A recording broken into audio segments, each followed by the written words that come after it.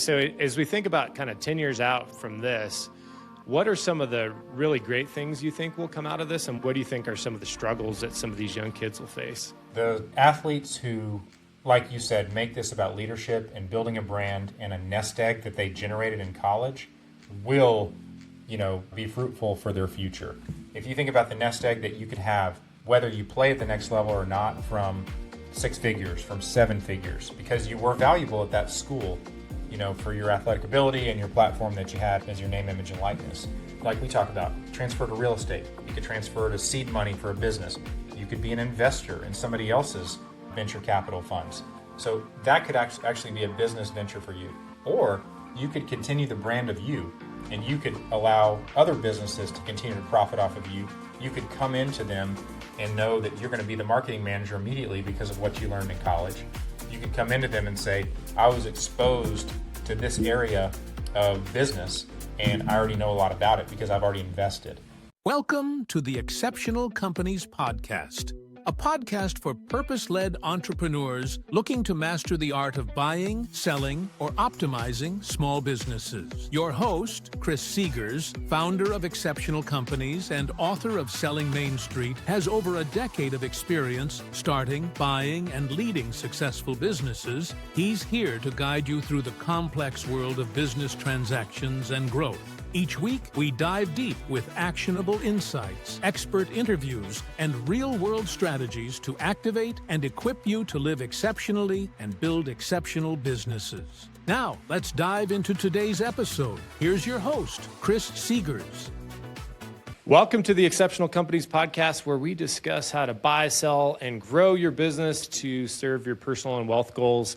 We've got a really fun guest today, Bobby Bramhall, and this is going to be a little bit of a different conversation. Bobby's an author, he's an entrepreneur, he's an attorney, he's done a ton of cool things, and was introduced by a fellow friend of us as we started talking about the utility of sports and kids and how that's evolving and how we should think about it as parents. And Bobby, just want to welcome you to the show and want to dig right in. Hey, great to see you, Chris. It's been exciting talking and getting ready for this episode with you. Yeah, it's going to be a lot of fun, man. So we want to start with the story. So tell the audience where you're from and how you got into this and why you've got such a passion for this. I grew up in College Station, Texas, around Texas A&M. And in looking at my future, I wanted to play college sports. And so I went to Rice, had a good career there, and we got to go to the World Series twice. I was an All-American, and then I was drafted by the Brewers. So I played 7 years of pro baseball with 4 different organizations.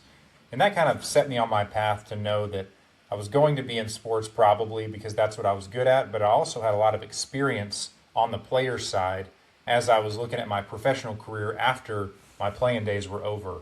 So what I do now is I with Bramhall Sports Group, I'm the principal there, and I take care of whether it's coaches needing negotiations in their employment contracts, I take care of sports businesses, and then I consult on a wide range of issues. I teach sports law and NIL at the University of Tennessee at the law school there.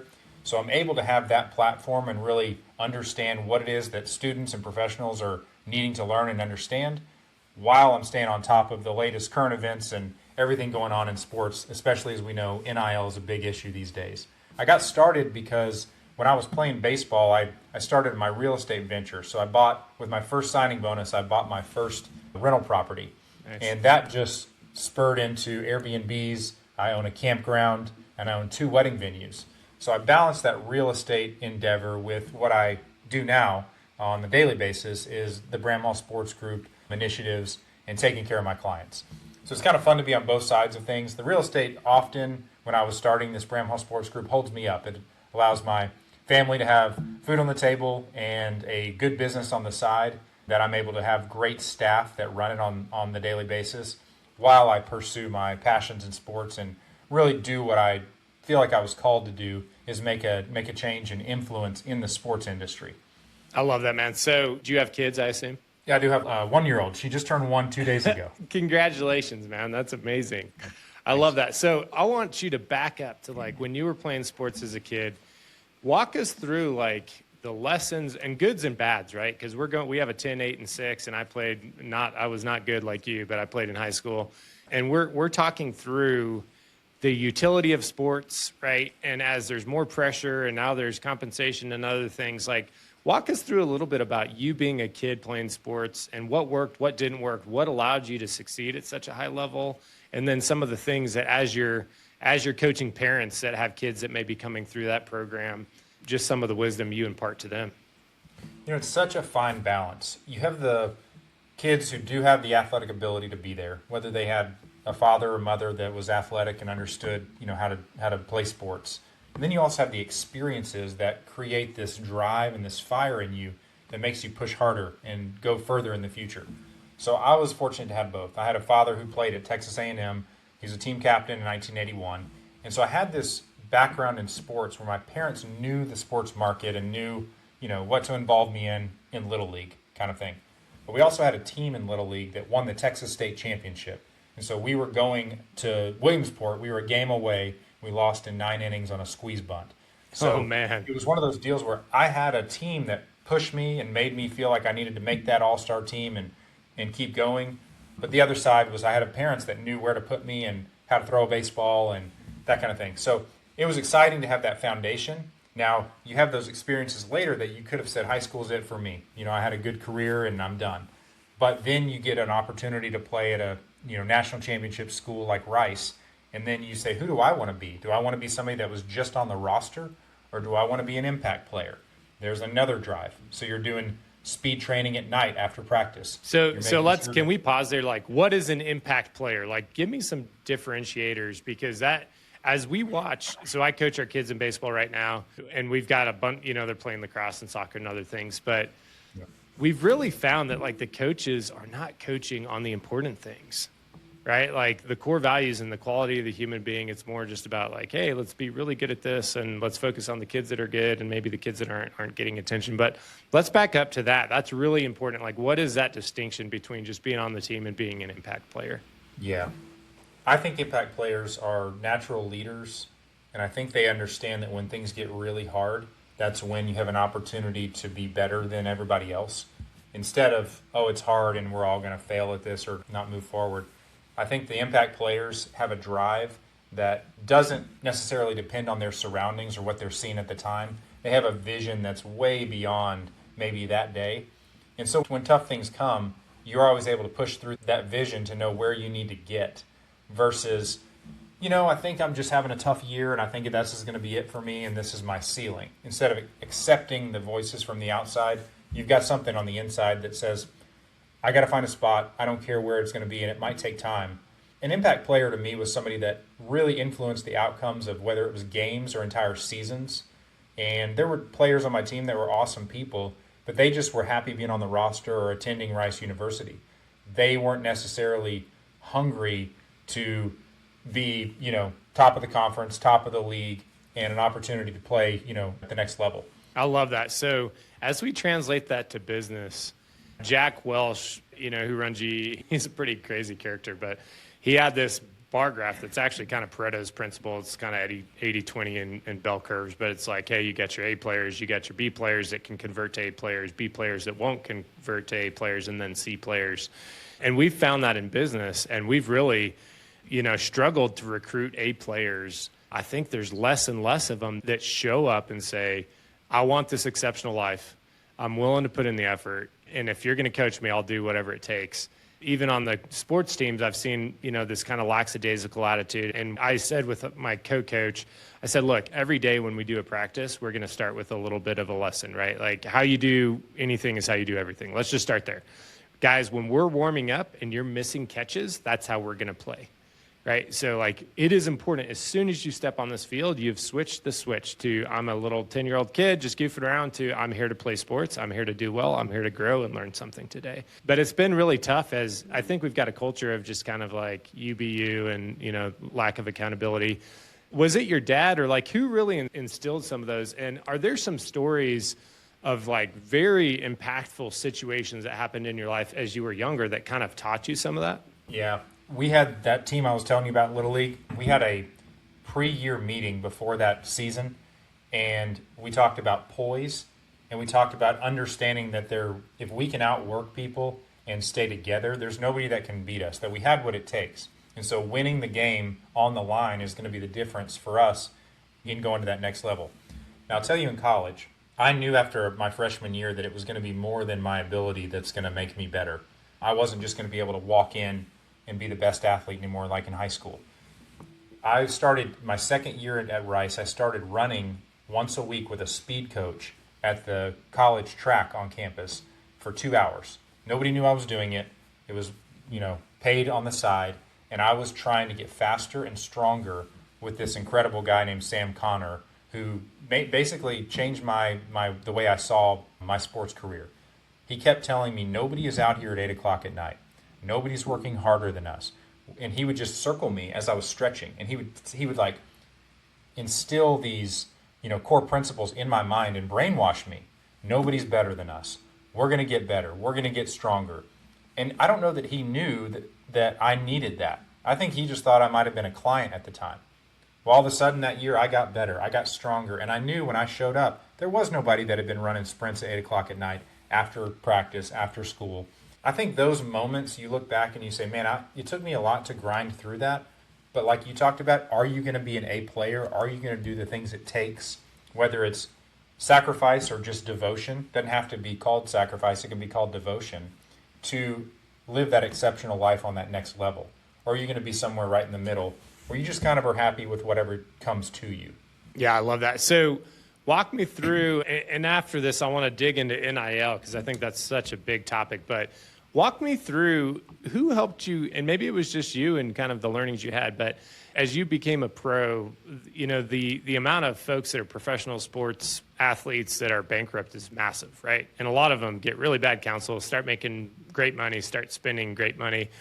Who coached you a little bit on, hey, you need to start socking this away. You need to be putting this into real estate. You need to be thinking about what happens when your body starts failing. Because I think that's also another thing that with kids that are really athletic, I'm like, hey, and we do this with business owners, your identity, you've got to be really careful not to tie your identity to being an entrepreneur or being an athlete, right? It should be tied to who you are as a human being.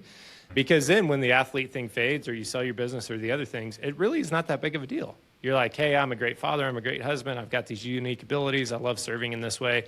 But walk me through that a little bit because I think that's really unique that you got yourself set up so well. Yeah, I appreciate that. Having great parents is a privilege, especially these days, having two parents. And I had a father who ran his own medical practice. So he understood budgeting and, 13 years of medical school, running a business. He also liked to invest in real estate, so it was kind of fun to discuss opportunities with him. But my mother also is an incredible budgeter. And so she ran my dad's, beginning of his practice and understood management, on a granular level. She was a school teacher. So she lived on a tight budget her whole life before meeting my father. So I think it's an interesting balance of the privilege of having great parents and then taking that to the next level on my own, taking my own risks and knowing that I've got to make this work with the, maybe the bare bones that I have at the time. At the time, I had a real estate, loan on my first rental property the down payment was my signing bonus. And then I had to make it work. I had to figure out, the tenants that were going to be there. Were they going to be paying clients? Were they going to be people who were excited about what I had to offer there? And then you just build on that. I think a lot of people these days think that there's a huge risk that's involved. They need to go raise a ton of money in their business. But bootstrapping it also works to prove a principle first. Does this area work? Okay, have I had a huge risk? No. Now let's go expand knowing that my business model is pretty good and pretty set. So it's my parents. They allowed me to understand budgeting, and we always lived, in the black, which is a blessing. And I know a lot of folks have credit card debt and a lot of risk that they didn't know they needed to take these days, and they're in a hole because of it. Yeah, that's awesome, man. I love that. And I had wonderful parents, but not parents that ever taught us finance or business or real estate. And I always tell folks, I'm like, guys, you can choose today to get educated and become a multimillionaire. Especially if you live in the U.S. If you live in the U.S., you've won the golden ticket. We've got minimal.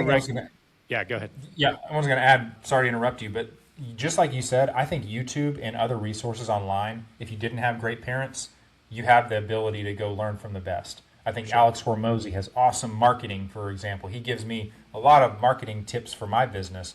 It's available for free. if I didn't have a family that's a marketer, right? So I just want to say to anybody listening out there that didn't have the privilege of the parents I had, there are those resources out there where you can learn probably more than a family can teach you, because there are specific niche business people talking about it every day now. Yeah, I love that. Yeah, it's such a huge opportunity, and sweet. So let's transition into the more technical side. So what is NIL? So I think there's a lot of people that know, a lot of people that don't, but like talk through how it came to be, what it is, whether you think it's good, bad, et cetera. And then we'll talk about this at the end, but you've actually created an online NIL course because there was so much demand as a professor that you're like, hey, I've actually got to create digital content because I don't have enough seats for kids. But let's dig into that a bit. Absolutely. I'll start at the basis of my first day of class. NIL is the inherent right of publicity that we all have. And I think people get confused that NIL started when college athletics allowed deals to begin happening for the athletes to get paid. People think NIL is, something else. It is, think about Taylor Swift. Think about anybody who makes a name for themselves on the side of their profession. So selling t-shirts, intellectual property, right of publicity, appearances, licensing their publicity to another business that is able to market them, such as on a commercial or something like that. Everybody has their own NIL. Well, college athletes were restricted from this illegally for decades, while the music and entertainment industry had NIL running rampant. It was a good thing. If you became an artist or entertainer and established your platform, you were able to get paid whatever the market allowed you to be paid, right? Think about every movie star you've ever seen. They get paid for their NIL when they act in a movie because they are so famous, people know them, it's going to bring, box office sales. So the same thing goes for college athletes. Now we have a platform that athletes are able to monetize. They're famous by being the quarterback or the best pitcher on the softball team, and they're able to get paid to do that. Well, really it's called name, image, and likeness. Name, image, and likeness, voice, persona, nickname, really any of that encompasses what the right of publicity is. So the first day of class, I always talk about that. I say, this isn't just athletics. This is far beyond athletics, but it's finally, as of 2021, allowed in college sports. What this proves to me is that athletes have value. In the past, we said, oh, the athletes are so lucky to get a scholarship. Oh, the athletes are so lucky to make the team. Sure, on a playing level, that's true. But athletes have always had value because these schools are making billions. March Madness makes over $1 billion a year. It may be $2 billion now. I'm not sure the most recent numbers.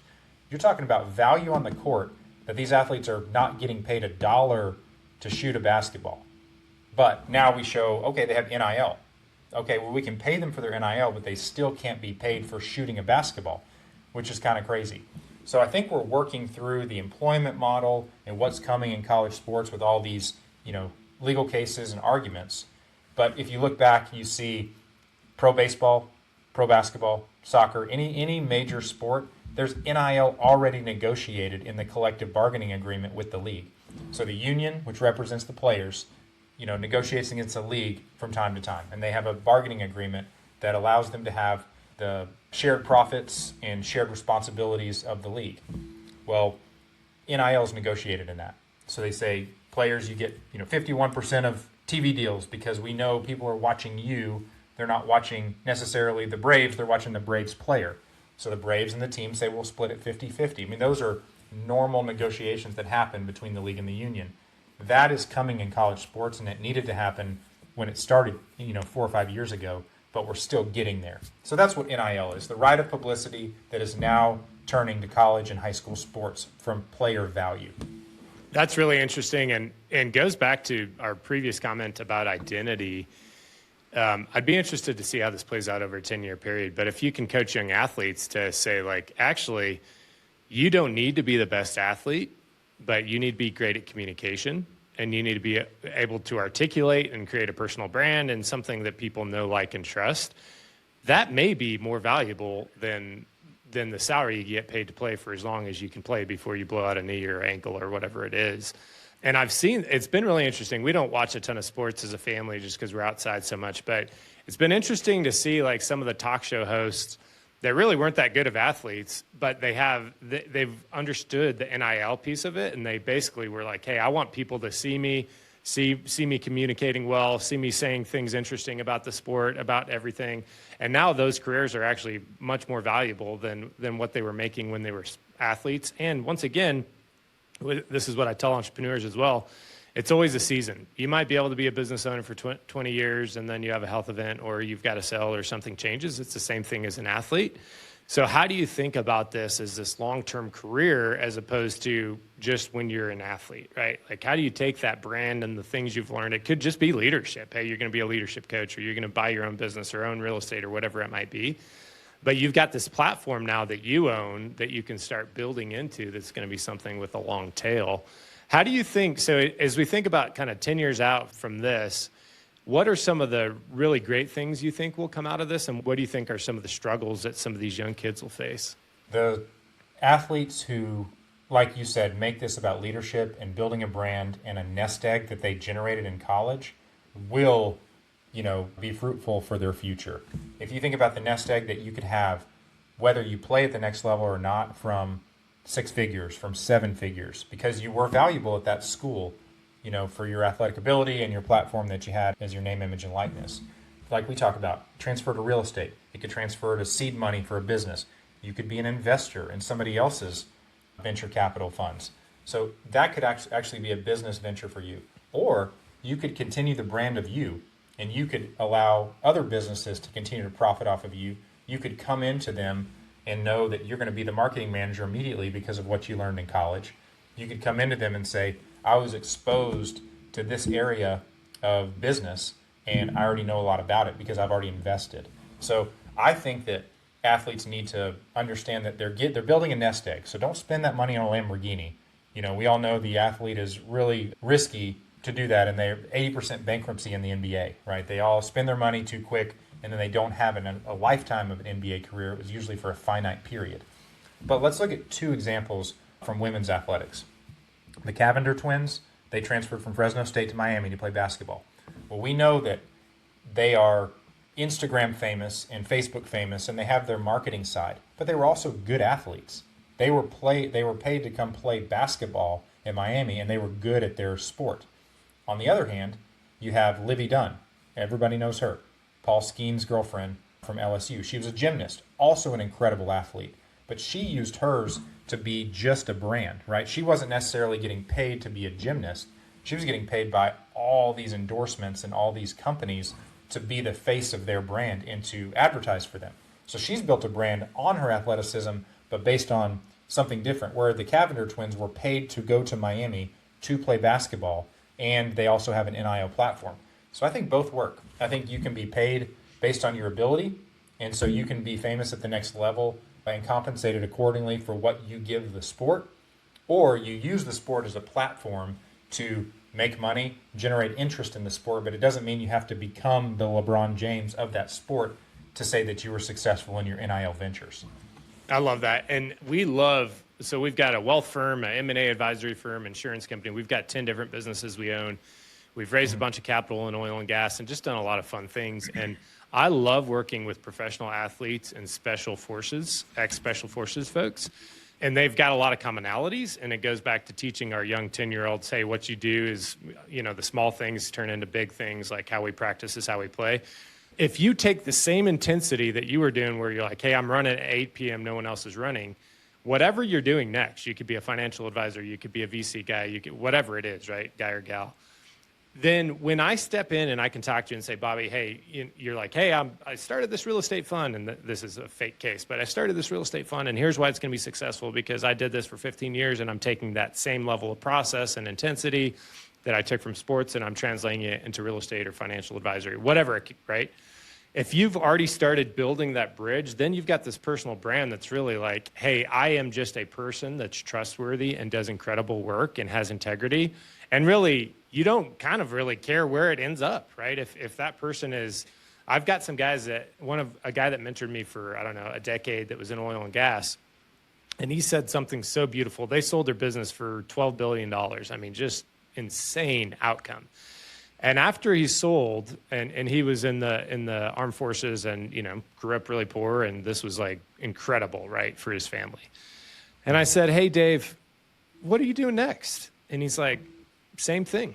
He's like, I lead and coach young men in the marketplace. And he's like, I'm going to keep doing that.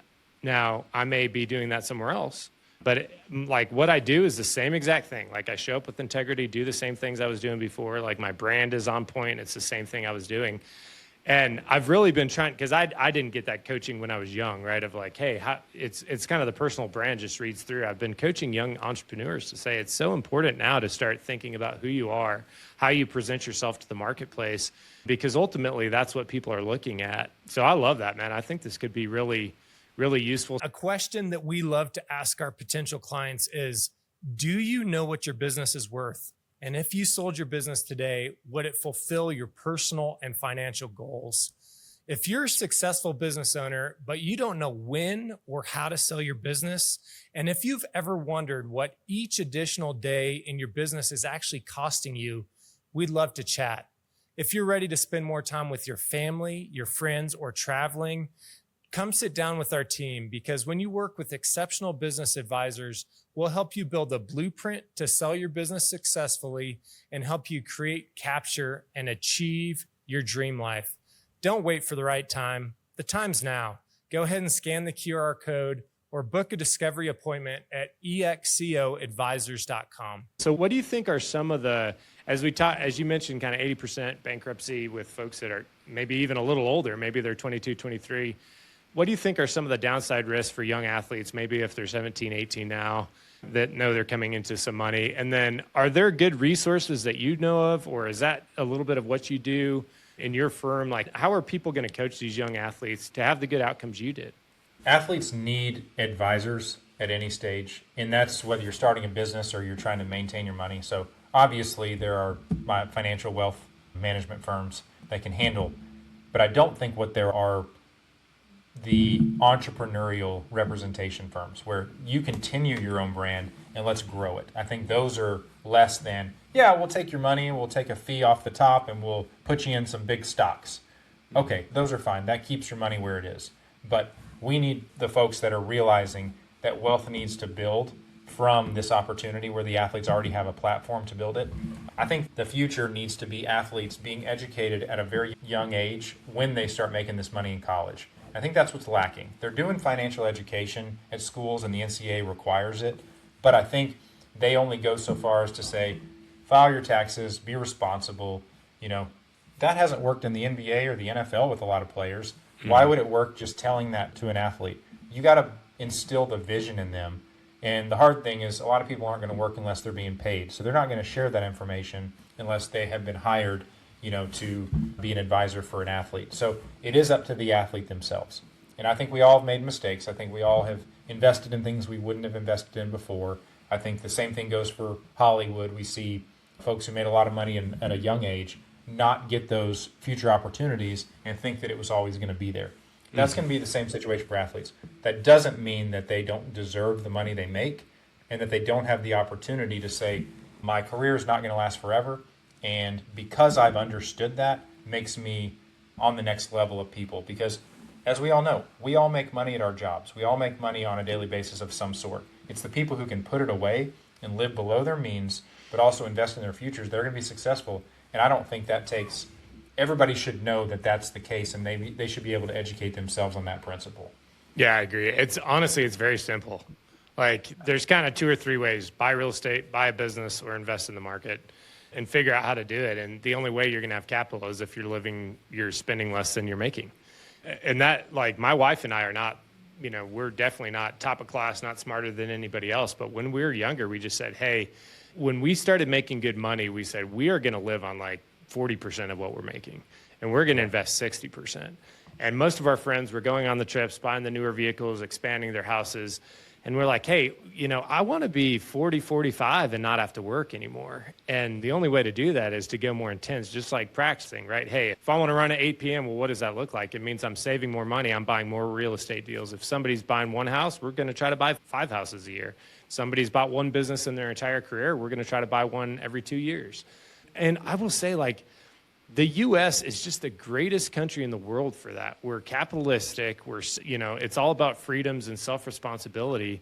And I've just got a heart for young people just, you know, to say, hey, don't make the mistakes you see other people making. Like, you know where that goes. You can call any of these, 50-year-old athletes that are broke and say, what'd you do? Oh, I bought the car and I went out to eat every night and I did this and I bought it's like, man, don't do those things. But I love that. So tell us a little bit about your firm and some of the cool stories that have come through what you guys are doing.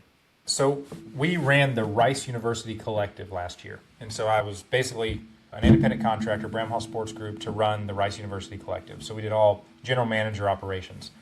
What I saw from that is the NIL opportunities that we created at Rice this is right before the House settlement where the schools could pay directly the athletes. We were raising money and creating marketing deals for these athletes to participate in at the time. We saw lives change because of the smaller sports that maybe there wasn't a huge nest egg or a bucket of cash to give around like some of these big schools have. We saw really timely transfers. So we had a volleyball player that ended up being the second in the entire conference transfer from Michigan State to Rice. Well, she was going to another school, and we were able to bring out an opportunity for her, an NIL opportunity, where she thought that was valuable to come play at Rice. We made the NCAA tournament because of her. So those cool things. I had a golfer that was going to transfer at the end of the season after winning the conference championship. We were able to top off his tuition and with an NIL deal that he was able to serve and keep him at Rice. So that was really fun in the college sports to see money actually matter that led to championships and opportunities for the team. Now, the other part of my practice is teaching. So I get to teach sports and NIL law at Tennessee. I see students so excited about the opportunities in whether it's professional sports as an employee or just understanding the market. Everybody loves sports, but nobody understands what goes on behind sports because of the whole romantic fandom that we see, on the front page. So it's really cool for me to participate. I coach the advocacy teams where they get to negotiate in front of front office people from every organization, whether it's a pro soccer deal, pro football, pro baseball. And so that's really fun for me to get involved there. And so that's why I built my NIL and the Law video course that allows people to participate in my class in 10-minute segments, do the readings, and understand NIL on a very granular level. Now, as far as my business, yeah, absolutely. My business clients, I get to just say I've been on the player side and now I'm on the administrative side. So I have a perspective on both sides of how to take your business to the next level and handle all of your administrative tasks, whether it's negotiations, employment agreements, or anything legal on the side as well. So as we think about parents that could be, kids in middle school, high school, et cetera, and they're thinking about, hey, the whole sports market is changing pretty dramatically. There's expansion, there's contraction. What's a smart play for your kids are there certain sports that you're like, hey man, statistically, you should be trying to have your kid golf or lacrosse or like where do you think the next kind of 5-10 years expands where there's an opportunity for kids that maybe wouldn't have had it before? It's going to be in the sports that did not have the attention yet until now. And I think NIL is improving that, where schools are actually injecting money into maybe women's sports or Olympic sports and growing them, where we know we've all topped off in football. I mean, how much more can Alabama generate from their donors or their TV revenue deals, right? So we know the small sports in women's sports are going to grow. That doesn't mean your daughter is going to be the best at that sport, but it means that there's going to be opportunities that before were really, really small are going to grow. You're going to have opportunities at other schools that are going to have programs that you may get a pro opportunity. I was thinking about Gabby Thomas this morning, gold medalist in the 200 meters. And I think we all watched the Summer Olympics last round and saw she was a Harvard sprinter, right? And my wife's a huge track fan, so we talk about her a lot. I don't know that out of high school she was top in the world. I think she was a very fast individual. She didn't go to Oregon, though. She didn't go to Texas A&M. She went to Harvard, which is an awesome education place. So it wasn't until, 18, 19, 20, she blossomed into somebody that could turn pro. And then I think in 2018, she turns pro and becomes an Olympic gold medalist. So I think what happens is as we're thinking about what parents should be doing, it doesn't mean at 12 years old they need to have all of their ducks in a row on what sport they're going to do and what training is going to be required. They need to participate in sports that make them faster and stronger, and then maybe some skill involved as well. So you're not going to become a pro golfer at 18 years old, right? But you can play golf, and you can play basketball, and you can run track, and then all of a sudden you find out who you are on the field as a player, and how you can contribute to your team. And then you might find your specific sport that you become elite at, whether it's getting a scholarship in college or even the next level. Most folks won't go to the next level, but we can all become elite in something based on speed, strength, and understanding of your skill set. So I think parents are thinking at 10 years old their kid needs to be playing baseball every day. They need to be playing some baseball, but they don't need to be only playing baseball. Same thing goes for women's sports. If they can swim or they can run, that can translate into so many other sports that make them great at 20 years old rather than at 12 years old.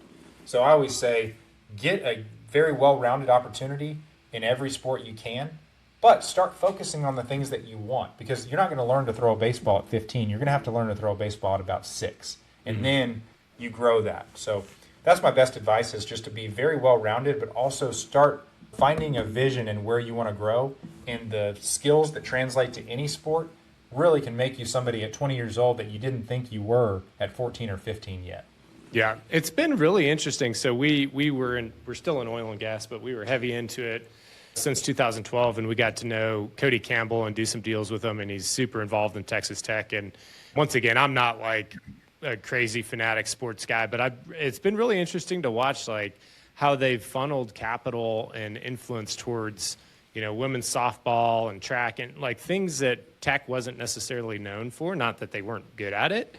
And I was like, man, what a strategic decision for these people to say, hey, actually, like the lowest hanging, highest leverage fruit is this thing. It's not football. Like we already know, everybody knows us for football.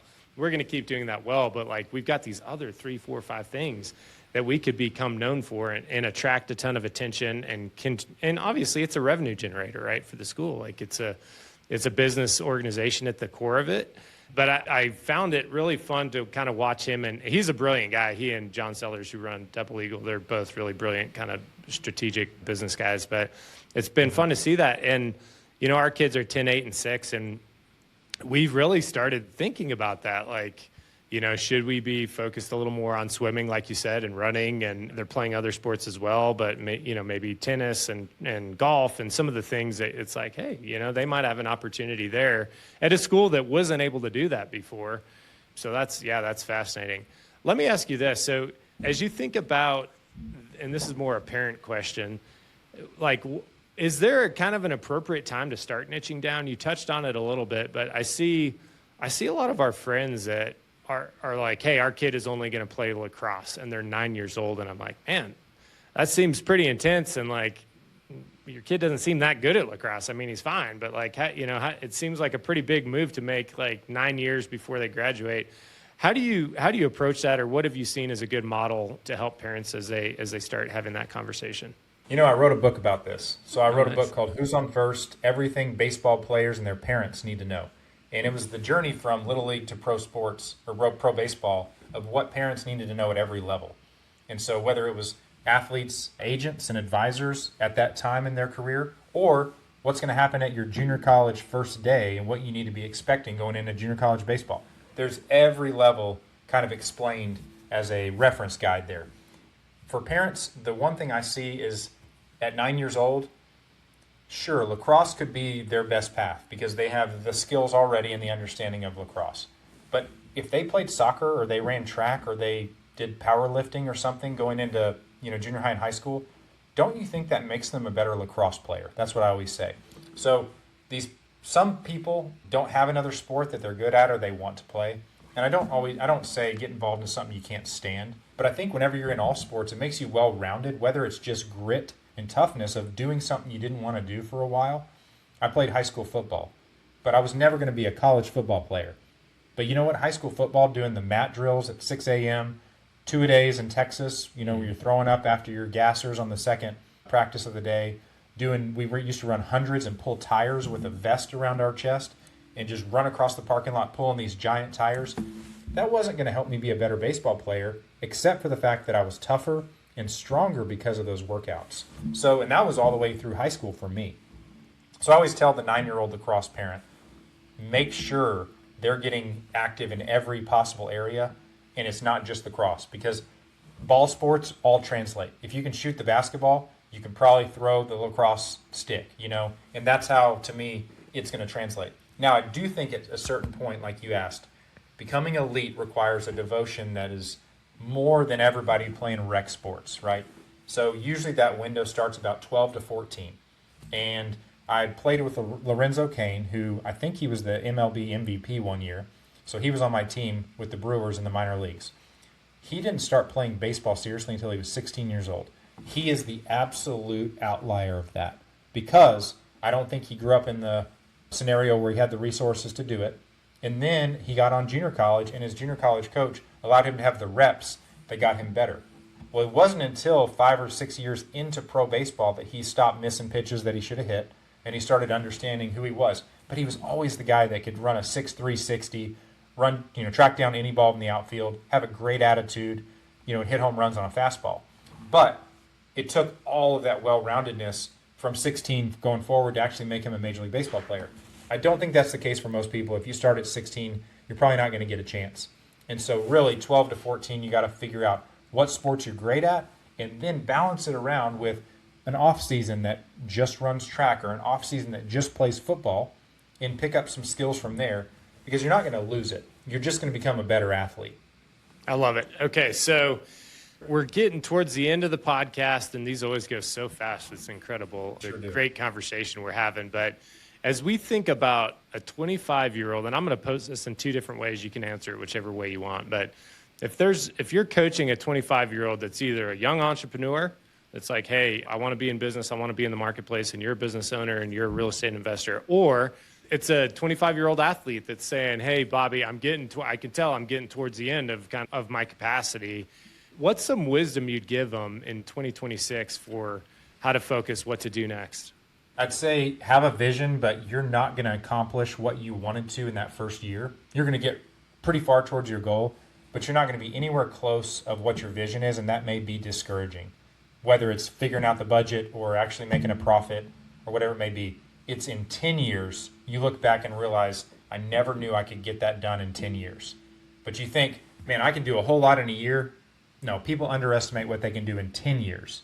So that's number one. You're looking at up against 20 to 50-year-old veterans that are already in the space in the marketplace the day that you start.